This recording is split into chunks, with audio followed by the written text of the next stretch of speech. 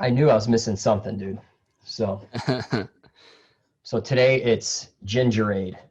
Ooh. So that's a good one too. So Yeah, I need to try that. yeah, dude. This time I prepared myself. I have eaten before the video. Oh man, that's funny. Yep. That's what happens, man. This happens when you don't eat all day and then have 2 beers back to back. I didn't eat much today, Yeah. for some reason. So we'll see. Mm.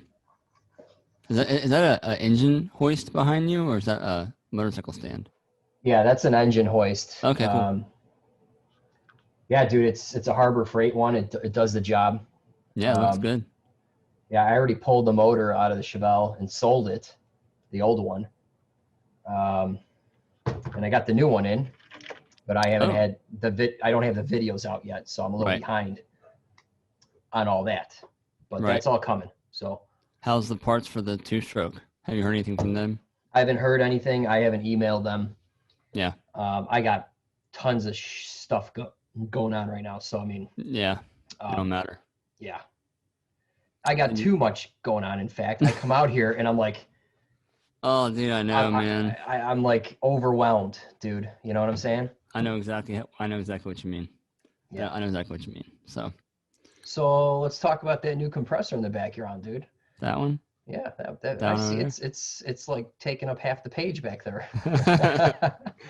she's good to go, man. See all the piping? Yeah. So I got like copper, fancy, dude. Fancy smancy. So I got right where behind the bench vise, there's like I got a dryer set up and then a regulator. Then I piped all that around, so I have like an outlet right there where that hose is, and I put another one over here for no reason. I guess if I want to have an air hose over there, I'll have a fitting for it. Sure. But you can never have enough drops, right? So that's right, man. That's right. So, but it's working great, man. Awesome. Yeah, it's funny because I was, I got the lift in too, and I spent a lot of time on it today. Let me see if I can't show this without wrecking everything.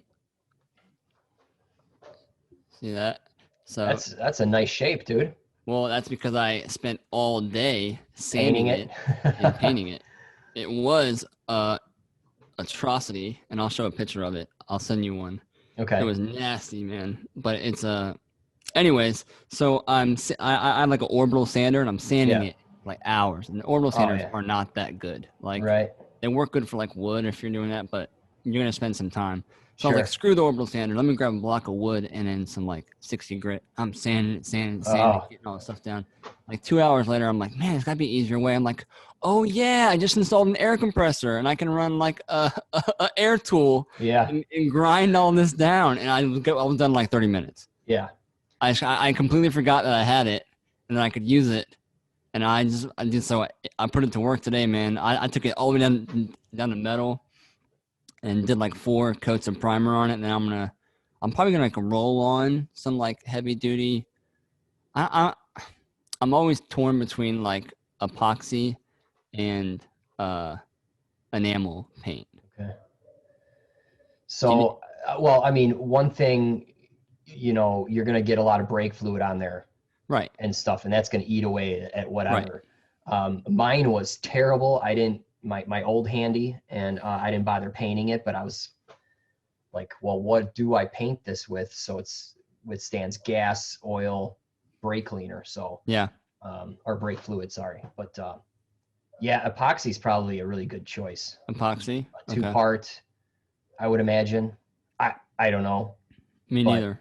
So let me know. But I don't want to rattle can it. I'd rather like roll on something. It's like like real thick. Because then if you spray paint, you'll see all the lines, and then I don't want to do all that. So so I put the compressor to use today. Got the bench, so it's not bare metal anymore. That was it, man. Just moving everything. Pick up one thing, put it down. Pick up one thing, put it down. So yeah. No, it's awesome, dude. Tonight, I am sipping on one of my favorite brands. It's Trogs. I call it Trogs. Okay. The Troganator. Okay. Is that another 8%? 8.2. Oh man, you're in trouble. Just one of these. That looks bigger than like 12 ounce though, right? No, it's regular. I guess no. not. Okay. Oh heck no, dude. Because it was real close. I'm like, oh man, that looks like one of those big ones. Yeah. No, man. So, all right, dude, let me show you this thing.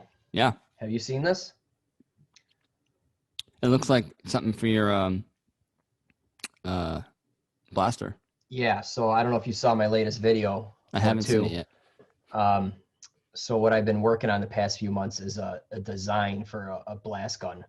Okay. So here it is. It's 3D printed. It's ready to go. I got prints, quotes, and I have a price, and it's available for pre-order right now. Very cool. So this thing's really efficient. It's got a nice blast pattern. It's made for vapor blast only. It's high volume, all that good stuff. And it looks really smooth to me. Yeah, it's 3D printed, and you can kind of see them. Let me see if I can. Does the quality of the 3D printer determine like the finish? Yeah, so it builds this in layers, right? Yeah. You can choose the layer height. This is just standard, but you can go super fine. It just takes longer. But for what I'm doing, this is design proving right now. Yeah. You know, and it works great. I mean, are dude, all those fittings removable? Yeah, dude, I modeled in the threads and it prints threads, dude. So, that's awesome, man. So, I mean, it's crazy. I mean, here's the nozzle and it's got some O-rings on there for sealing. Here's the fitting. You could take this off. Go ahead, Matt. Yeah, I'll take it all apart. Oh, there that goes. So yeah, there's the fitting for that. That'd be like the air feed or the water feed? Or... That's for the slurry. This is the air jet right here. So here's that guy, and there's some epoxy on there to seal it because it's porous. So like air was anyway, so that's why it looks like that. But yeah, that's the air jet. How often do those wear out? Well, this thing, the plastic? Yeah. Well, I don't know. I mean, like on like a normal gun, like those innards, because I know like if you're like dry blasting, the nipple on the front wears out pretty quickly. So the nozzle wears out. This is the wear part. Now the thing about vapor blasting is with water, and if you're using a fine media, like it doesn't even phase this. I was blasting with this for hours. Doesn't do anything to it. Now, when you get into rougher media, that's to be determined. So my next step is actually to make this out of the real material. And do some life testing or just do some testing with it and figure it out. But, you know. That's awesome, man. You got to replace this eventually. So, but yeah, it's cool. I'm excited about it because there's a couple options on the market, but not many. So I want to make this and sell it, you know? That's really cool, man. And were you able to do that at work? No. So I bought a 3D printer. Oh, for $300. They're so cheap now, dude. Wow. And I thought they were way more than that. No, dude, you can buy them for like $200. And I went with like the $300 model. As a recommendation from one of my coworkers, but I got software at home for CAD modeling that I use at work. I got it. So you're familiar with setting it up? Yeah. So I've been doing CAD modeling for 15 years now or whatever. So it was pretty much plug and play for you. You're just like, paper nozzle. I have a box full of these.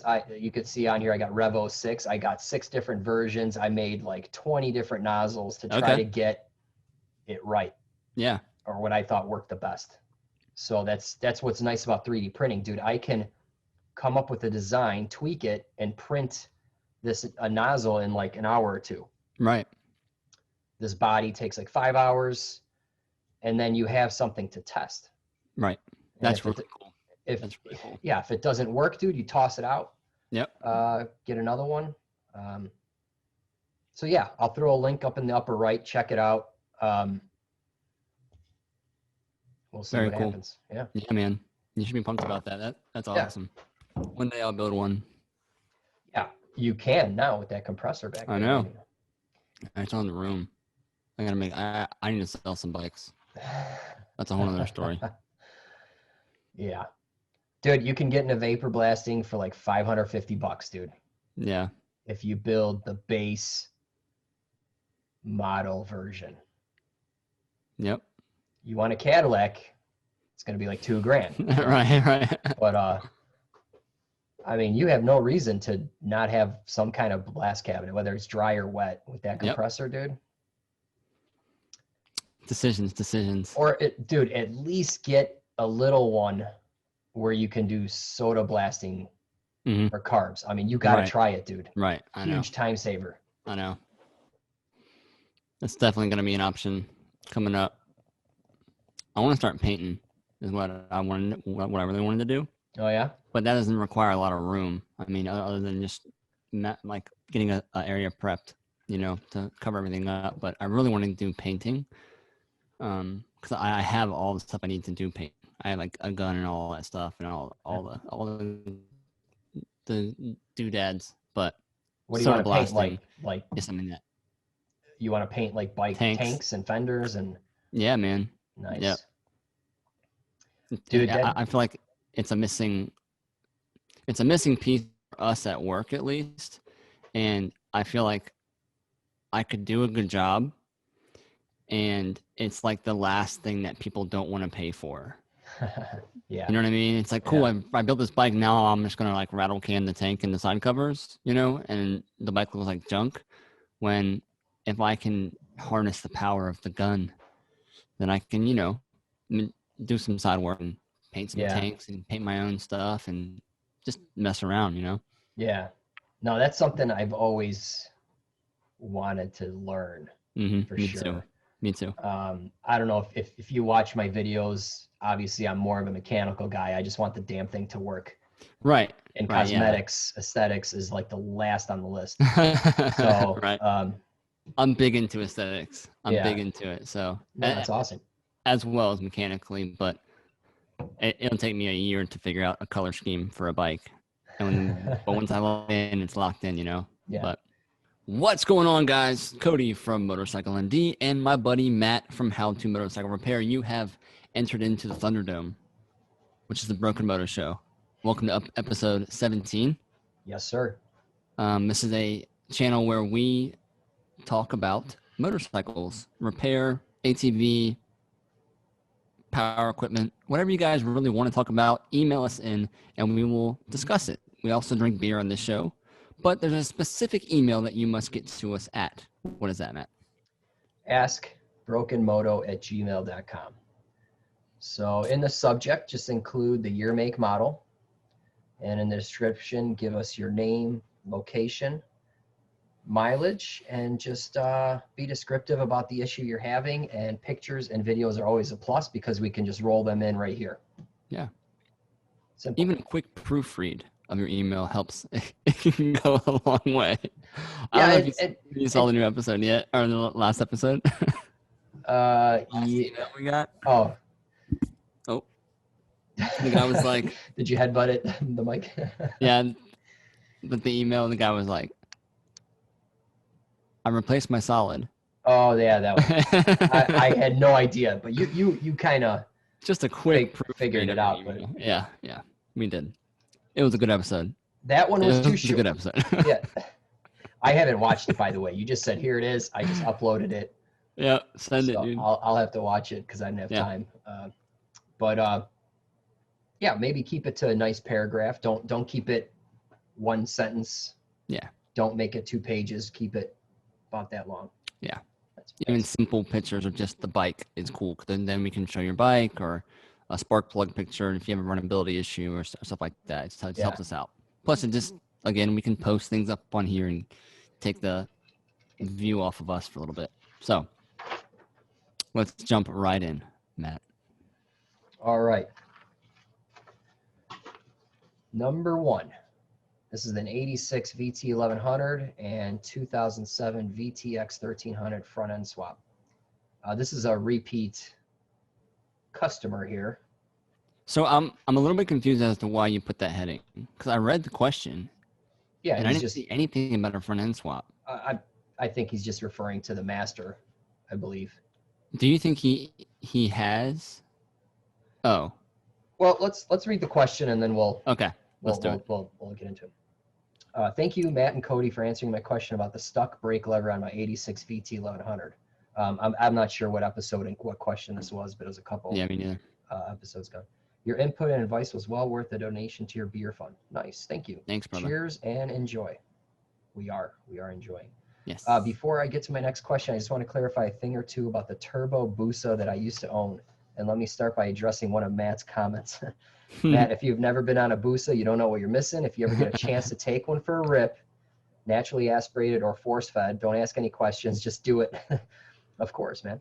And make sure the big hump on the solo cap is on. It acts like a hook to drag you along with the bike. You don't sit on a Busa, you sit in it. You know exactly what I mean when you get your chance. Funny story to tag along with this is I was at the bank with my 2 daughters or something, and we had to go in the lobby. But anyway, I'm strapping in my 4-year-old in the side, and guess what pulls up in the spot next to me is a guy on a Busa. Right. And he gets off. I turn. I'm like, you know what, dude? I used to work at a dealer, and I'm into bikes, and I never got to ride one of those. And he holds up his keys, like, you want to take it for a spin? I'm like, no, I kind of got this minivan here full of kids. Right. Sorry. Can you watch my daughters? What a nice guy. Yeah, it was a nice bike, you know. Yeah, for sure. So maybe one day. They are in a category all on their own. That's for sure. Cody, yep, you're right. When you smash the throttle open on those big horsepower and big CC super sport bikes, it feels like your intestines are gonna come out your ass, along with your shoes. The VT1100 doesn't even come close to a Turbo Busa. I was just shocked at how much torque this little V twin with 60K on it had left in the bottom end, from 2 to 5,000 RPM. After 6,000 RPM, there isn't much left. But in the bottom end of the tack, just off idle, up through the mid-range, I was really surprised. Absolutely. They're really cool, torquey bikes. Now that I've said all that, here's my next question. I did some searching on the interweb looking for a Brake Master rebuild kit for an 86 VT1100, and they aren't available anymore. So he gives us the link, which I went to. Yep. And the Fish Finder OEM, Honda OEM, it says that part number is no longer available. Right. But I can get one for an 86 VF 1100, and it's a different part number. Are they the same? Question mark. Thoughts? Question mark. Thanks in advance, Donnie from Canada. P.S. More beer fund money on the way. So, thanks, Donnie. Thanks, Donnie. From Canada, eh? Yeah. So I did a little digging, and there's a guy on eBay selling that exact part number for just a little bit of money. He wants $999.99. What an asshole. Yes, cornered the market. Wow. I hate people like that. Like, what does he think he has, man? Jesus. Got the only one. Sitting on gold, man. Yeah. What's a big bummer for me is, for some reason, man, for the past week, I have not been able to log into my IN, which is like a special database for anyone who works for Honda and has like a DIP number. So, but I haven't been able to log into it from home. And when I log into the IN, I can access Honda's database for parts. And then what I can do is, which I'm sure there's another way to do this, but this is the only way that I know how to do it, which is I can cross-reference. Like, I can click on that part, and it will bring up every bike that can actually use that part, or any bike. Yeah, it won't tell me that which ones won't, but which ones can fit that bike. It's usually pretty accurate. The only downfall, there's a where used. Yeah. Yeah. Mm-hmm. Okay. The only downfall is they can change a part number for the silliest of things. Sure. They can change a part number because the rubber boot was made at a different factory. They can change the part number because the color of the metal has changed. Yep. Which makes things a little bit difficult. So I was actually not able to find out this information, but what I'm going to do right now is set a reminder in my phone, because I'm going to check tomorrow I'm going to cross-reference that part, and I'm going to do a little bit of digging further at work because I can actually like log into it and see if there's anything out there. Because sometimes it will be like it fits the 8687 or the 86, 87, 88, but then they're not available until you click on the 88, you know, and then you scroll on the bottom and all of a sudden it is available for the 88, but it's not for the 88. And like they do weird things because they don't update it all the time. Sure. So I'm going to set a reminder. Did you find out any more information on it? No. So, I mean, I even tried to search for an aftermarket. Okay. Like K&L or something. I wasn't successful. Right. And dude, I spent like 10 minutes and I'm like, well, yeah. I'm not getting anywhere here. But if you go to Partzilla and you click on this part number, they will have a where used as well. Oh, okay. But that means all those assemblies take that same part number and you can't get it anyway. But maybe with your special software, you can get a little further, obviously. Yeah, it's tough because let's say it doesn't, but then I look at how the cylinders, how it looks. I can look at a picture of it, or I can look at other parts on it, like the cap seal or something like that, and it is the same. There's a chance that it will fit, but it's a risk that I'm gonna warn you with. I can say, yeah, you know what, it might fit, and you might get it, and it might not fit. You know, yeah. So that's one of the risks that you take when you're trying to cross this stuff. But like I said, I'm gonna send a reminder right now for tomorrow, and I'm gonna look it up for you, and I'm gonna email them back. And you know, these master cylinders probably have different bore sizes with different models. So like one thing I didn't look at, I'm sorry to cut you off, is if does the VT1100 I believe has a single disc. I'm wondering if the VF has a twin, because what you're about to say would back that up if it is different, because twin calipers need a bigger bore for the master. Okay. Sorry. No, so like my 001 KX250 had a really crappy front brake, and I swapped a master off a newer model. Actually, I took a Honda master and put it on there. Sweet. And it works awesome. And I didn't measure it, but I have reason to believe that it has a smaller bore size to increase pressure, and therefore the braking works better. Yeah. That could be true. So anyway. I think one thing with this is just me guessing, I'm not looking at any pictures or anything, but I think like on the older 80s ones, they took the masters and they kind of like cocked them. So the reservoir is not level, it's not horizontal, and it has to allow for the lever to line up with the handlebar. Okay. If that's the case, Donnie, it might be hard to retrofit, because if you put like a newer style one on there, then now the levers are going to be like 2 inches above the bars. You're going to be like braking and clutching like this, you know, instead of like them being with the flow. I think that's one of the weird things, man, about the 80s, bro. It's always about the 80s. They're jacking stuff up over there, trying new things. They're all slanted. The reservoirs are all like, Meh. So we'll see. We will definitely get back to him tomorrow. Promise. All right. Yeah, that's your best bet right there. Yeah. Getting a hold of Cody and that special system there. I might have the silver bullet. I might not. So. Beer fun time. Beer fun time. We have some shout outs to give. Yeah, why don't you do those? Yeah, if you guys don't know, me and Matt put time into this. Probably back up. I spit things. So me and Matt put time into this. Shooting, editing.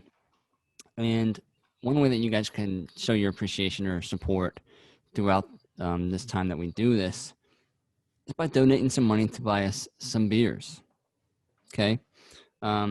We have a description, or we have a link in the description where you can do that at. We are so thankful for that. And we have a couple of people who have done it for us this past week or past 2 weeks. One of them is being Tommy. Big time donation. Thanks, Tommy. Yeah, thank you. Don, you're the man. I want to say it's Ivica. Thank you. And we got the Fits. So thanks all of you guys so much. Yeah. for donating beer to us so we can drink, be merry, talk about motorcycles to hopefully bring you guys some type of value for your questions or have a good laugh. Yeah, you summed it up, man. Thanks a lot, guys. Yeah. Cheers. We mean it. Bink. All right, let's rock it. Question number 2. We got some low compression numbers. There are some pictures that we will include. Hi, sorry for the late email. I'm not in the U.S. Doesn't matter if it's a late email, guys. Send it whenever you can. I have recently installed a CBX750P. So this is not a bike that was in the U.S. They had a CBX 1000, obviously. Really cool bike, though. All parts are new and original. I changed crankshaft, main bearings, and connecting rod bearings, pistons, rings, cylinder head, valves, seals, camshafts, arm valve rockers, adjuster hydraulically, I don't know, and all gaskets and so on. And he really did. I don't know if you saw the picture map. Oh, dude, there's like a million OEM My parts man dropped bombs on some parts. Yeah. The first start was very smooth, so the bike has started. Keynote. The engine is running without any problems or noise. Another keynote. But I think a hidden problem occurs. When I check the cylinder's compression, I'm finding that 95 PSI. In the workshop manual, the value must be 171 plus or minus 28, which is pretty common. I have just rebuilt it, no break-in. The 95 PSI a normal value? Will the compression value increase up to 170 PSI after the ring seat? I have checked the cylinder head for leaking. It's not leaking. The cylinder head is new and measured 2 different gauges. So, first off, your bike would not run if it was actually at 95 PSI. It would not run smoothly. It would probably not run at all. Because I've found many bikes that are at 100 PSI, you can't get started unless you pull them pretty fast. So I didn't see his name. I might have left that out. Sorry. Yeah. Well, remember we talked about this guy, I don't know, an episode or 2 ago. I don't know what brand compression gauge tester you're using, but make sure you have a Schrader valve right there. Yeah, right at the tip. Right at the tip where it goes into the cylinder, where the spark plug goes. If not, then it's a design flaw. And unfortunately, those testers are out there. And company after company from overseas are making these things and selling them for cheap. Making big money. Yeah. So, I mean, he needs to get a different compression gauge. If that's the case. Right. I mean, it's not those are not his actual compression numbers. It can't be. Yeah, right. Well, and if it's not in here, depending on the length of hose, and if you got a super long hose, it's going to make the problem worse. You're adding cylinder volume, which will give you lower readings. And absolutely. I got a video on this, okay? Because I bought one from Harbor Freight, and I was getting like half the values. I've seen this before. And I was like, what the hell? And then, I hooked up the gauge to my shop air. I'm like, the gauge is fine. What's going on? But it's in the design of where the Schrader valve is. Simple as that. So that's number 1. I mean, as long as you're doing your compression throttle wide open, good battery, your compression is probably double that. Yeah, probably double that. Yeah, make sure your throttle's wide open, and it runs, dude. So I mean, break it in. Yeah. Maybe check it with a couple different gauges. Yeah. You get the proper design and let us know. I mean, right, because your rings don't seat that much. Again, you don't have 95% compression. You can catch some sleep tonight, because if I saw that when I just rebuilt the motor, I would be devastated. But it's just not truthful information coming from your gauge. So take that gauge, throw it in the shit can, and then I would say buy a brand new gauge or rent one, rent two, you know, and just to cross-reference. Yeah. Easy as that. It's a nice looking bike, man. It is. It is. All white frame. Is that what it was? All white? I think so, yeah. Can't remember what I did. Very cool. So that's it. Yeah, 2 questions. Still 40 minutes or something. Yeah, still 40 minutes. We'll cut some out. Try to make it as quick as possible. Yeah. Cool, man. All Walk right. us out. Walk us out. All right, guys. So that's it for this episode. And if you want to get in touch with us, submit a question, please do so. That email is askbrokenmoto@gmail.com. Year, make, and model in the subject, and just be descriptive in the description. Pictures and videos are a plus. Yeah. Any information we talked about as far as videos or parts or whatever, we'll try to put a link in the description for you guys so you guys can reference back to it. But again, thank you guys for just hanging out with us. Be sure to check out my Instagram, /TheMotorcycleMD. I post some cool stuff up on there of me inside the shop and whatnot. Make sure you follow Matt on his projects. He's got 1,000 going on, so they're all interesting. So I think you guys will enjoy those. Well, I'm glad you think so. So yeah, man. Cool. We'll see you guys next time. All right, guys. Later.